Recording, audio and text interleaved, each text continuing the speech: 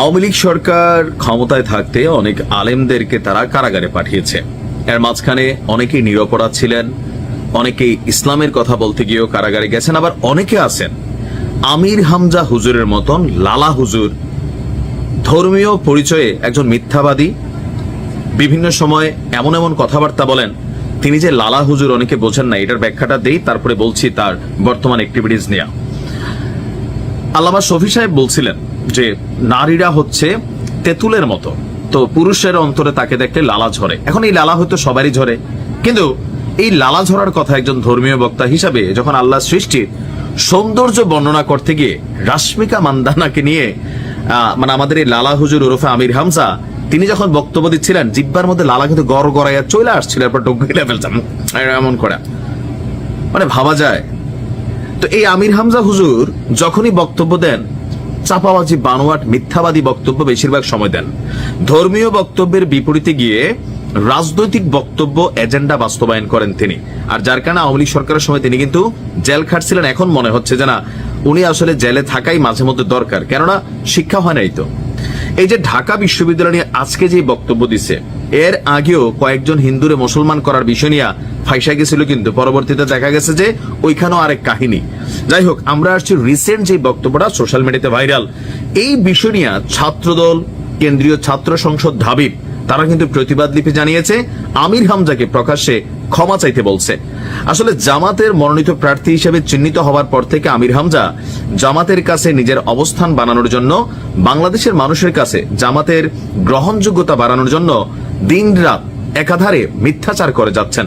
দেখেন, জামাতরা আপনার এরকম চাপা মাইরা মাইরা কি বলা হয় যে মানুষের কাছে নিতে হবে না, জামাত এমনি মানুষের কাছে পৌঁছে গেছে। করছে কি, যে বক্তব্যটা দিছে সেখানে সে বলছে যে ঢাকা বিশ্ববিদ্যালয়ের হাজী মোহাম্মদ মহসিন হলে গত 16-17 বছর প্রকাশ্যে মাইকে আজান দেওয়া হয় নাই, বাজান দিতে দেয় নাই আওয়ামী লীগ সরকার। এরপরে গত 1 বছরও সেখানে আজান দেওয়া যায়নি প্রকাশ্যে।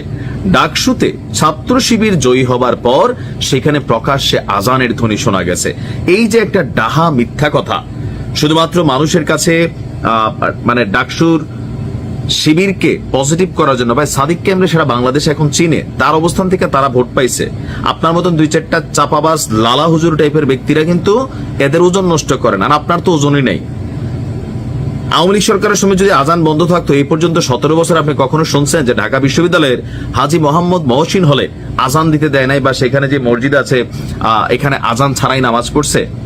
এখন দেখেন, এই বিষয় নিয়ে কে সামনে আসছে, আপনার কি বলে যে কেন্দ্রীয় ছাত্র সংসদ যেটা আছে ঢাবির, সেইখানের একজন শিক্ষার্থী, পাশাপাশি ছাত্রদলের আহ্বায়ক আবুজর গিফাতি ইফাত, সদস্য সচিব মনসুর রাফি, যুগ্ম আহ্বায়ক মহিবুল ইসলাম আকন্দ, তারপর হচ্ছেন আরো কয়েকজন কার্যনির্বাহী সদস্যরা আমির হামজার বিরুদ্ধে প্রতিবাদ জানিয়েছেন। তাদের বক্তব্য হচ্ছে যে তারা হল প্রশাসনের নিকট একটি প্রতিবাদ লিপি জমা দিয়েছেন। কি লেখা আছে, যে সামাজিক যোগাযোগ মাধ্যমে ছড়িয়ে পড়া এক ভিডিওতে আমির হামজা দাবি করছে যে ছাত্র শিবির ডাকসু জয়ের আগে মহসিন হলে আজান নিষিদ্ধ ছিল।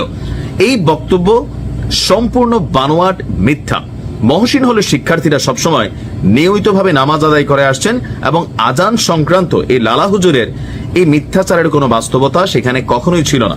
তো আমির হামজার মতন অনেক হুজুর আছে, ওয়াজ করে পাবলিকের টাকায়, সেখান থেকে হাদিয়া খায়, গাড়ি চড়ে, তারপর কি বলে, যারা রাসূলের গরিব জীবনের কথা বলে, তারপর নারীদেরকে দেখলে ভিতরে লালা ঝরে। এরকম অনেক লালা হুজুর কিন্তু আছে, নাম বললাম না সবার।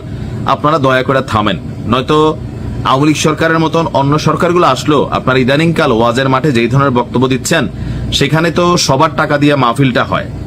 দলীয় বক্তব্য দিলে জামাতের কোনো প্রোগ্রামে যাবেন, সেখানে বক্তব্য দিবেন, মন মতো যা খুশি বলেন। পাবলিক প্রোগ্রামগুলোতে এগুলা করলেও আপনাদের কপালে কিন্তু সামনে দুর্গতি আসবে, ভালো কিছু আসবে না, কারণ প্রযুক্তির যুগ রে ভাই। আশা করি আমির হামজা বিষয়টার জন্য প্রকাশ্যে ক্ষমা চাইবে। ভালো থাকুন।